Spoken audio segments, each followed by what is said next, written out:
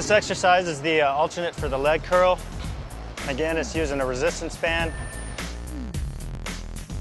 What you want to do is attach it to something stationary that's not going to move. You want to tie a loop so you can fit your foot through it, put it around your ankle, just spin around on your stomach. Try and get your heel as close to your glutes as possible. Just go in a nice, smooth motion.